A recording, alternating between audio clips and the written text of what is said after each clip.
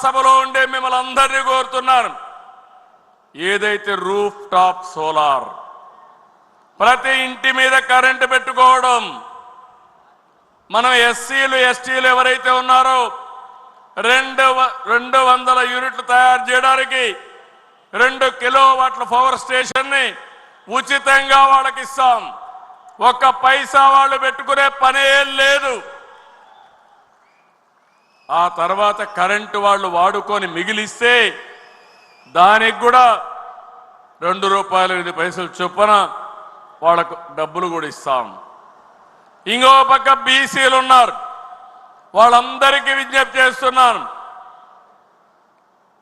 2 కిలోవాట్లయితే ₹60,000 subsidy, 3 కిలోవాట్లయితే ₹78,000 subsidy మీరు పెట్టుకోండి. నేను అదనంగా ₹20,000 వెనుకబడిన వర్గాలకు ఇస్తాను.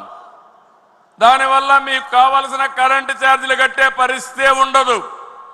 దీనివల్ల మీకు కొంతవరకు వెసులుబాటు వస్తుంది. మూడో విషయం, ఇక్కడ నాయకులు ఉన్నారు, కార్యకర్తలు ఉన్నారు.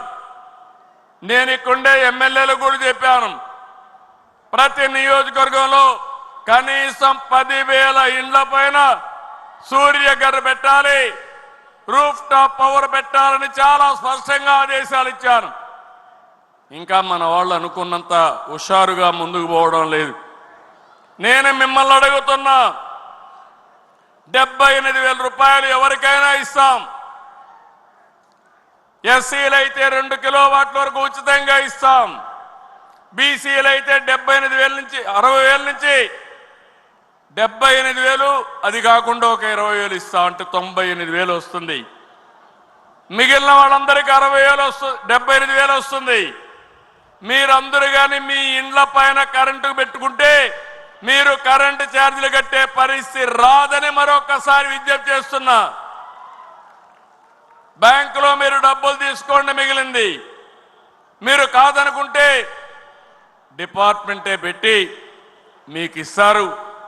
బ్యాంకుతో కూడా వడ్డీ మామూలుగా పెట్టి నెలవారీగా మీ బిల్లు కూడా అడ్జస్ట్ చేస్తారు.